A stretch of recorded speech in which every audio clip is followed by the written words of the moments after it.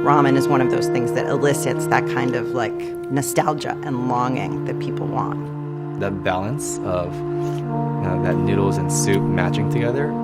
It's something that people crave.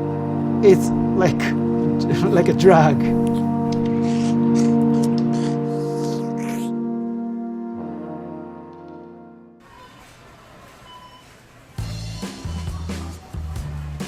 Ramen definitely arrived in the States first as a convenience food, a snack food, a cheap food.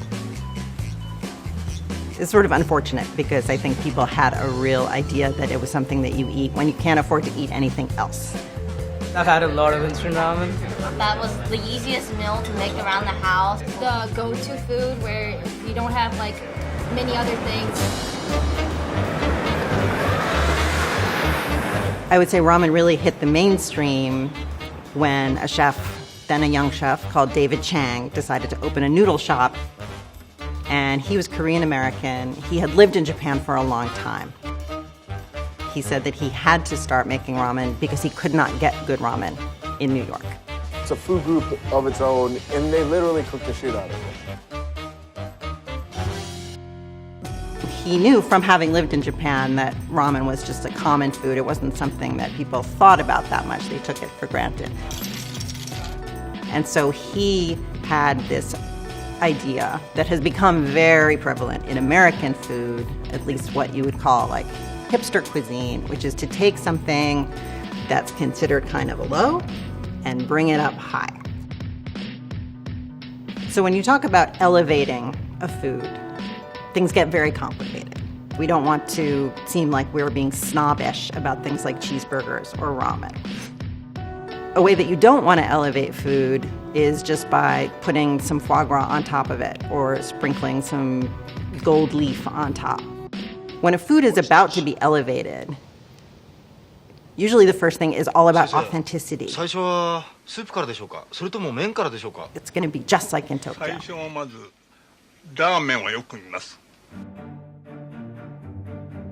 I think the introduction to the concept of artisanal ramen was in a film called Tampopo that was very popular at film festivals. That chef in that ramen yacht was obsessed with perfecting every part of ramen. In the film, probably was the first time I had ever heard anyone slurping that way, and that loudly in a proper setting. That's the kind of thing you are told never to do.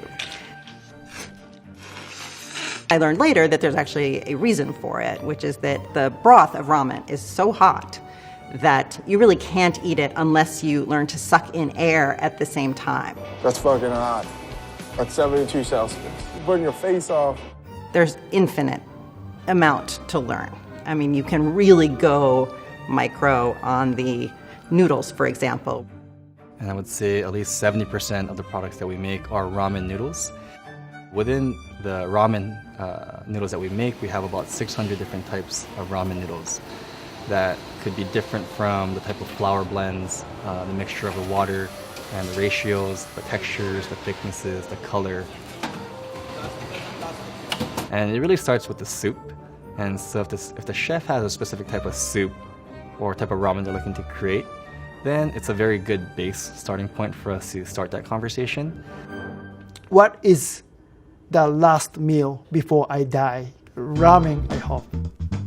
I used a pressure cooker to get the high concentration of juice from a chicken. I can get very strong flavor from my ingredients. Yeah, we use kombu, chicken, sake, mirin, of course, soy sauce or sugar, salt. Yeah, many seasonings. It's a umami bomb. You can not taste, it's too high concentrated of taste. It's very dynamic ramen. In United States, I can do everything. In Japan, if I make like a totally new style of ramen, some people said this is not ramen.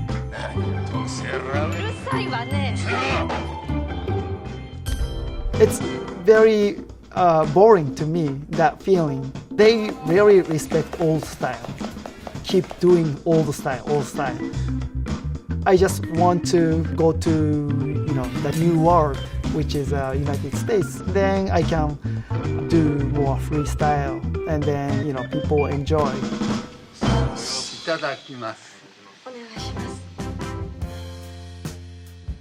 Ramen is also a great example of the Japanese term umami. Umami meaning mouth-filling and savory, right? And all kinds of soups have that. They have fattiness, they have salt, they have a richness that almost cannot be described in English. Seaweed or kombu is in the broth, and that's a very important part of it. People just love the salt, and they crave the salt. Yeah. I think that the toppings concept is something that is truly universal. Things like shaved ice desserts, soft serve. People love to customize and pile things on. And ramen, I think, was one of the first things that we experienced in terms of Japanese food that was like that. I'll add this in here. I will not miss the opportunity for some of this. Oh, yes. The stage that we're at now with ramen is, let's make it our own. We're going to take the best part of a traditional bowl of ramen, the things that we love, but also take from other cultures. Ivan Ramen is combining two ancient cultures, Jewish culture and Japanese culture. This is how, American food evolves. We've done one experiment with Chef Nakamura where we said, what are some of the things that we really enjoy about New York? Tomatoes, Italian influence of cheeses, and pizza was what he thought. So what he created was a very beautiful chicken broth paired with tomato sauce and sausage, and really stir-fried it and then poured the chicken broth over. And then what we did is we made noodles out of durum semolina with kansi and ramen noodle flour, and crafted this beautiful Italian tomato ramen. Things like the ramen cheeseburger, which is something that was very popular at food trucks a couple of years ago, where they literally took the blocks that come in the instant ramen and deep fried them and used them as the bun to make burgers. Then there are things like dessert ramen made of a blue jello and melted shaved ice. I love Jell-O! So you have all these very creative young chefs coming up today that are really, I think, pushing it to the edge. I believe I can do more developed ramen. In part, ramen allows you to be kind of free. And maybe this is the reason why a lot more people are interested, because you don't have so many strict guidelines of this is what you can and cannot do. But really, you can express yourself in a bowl of ramen.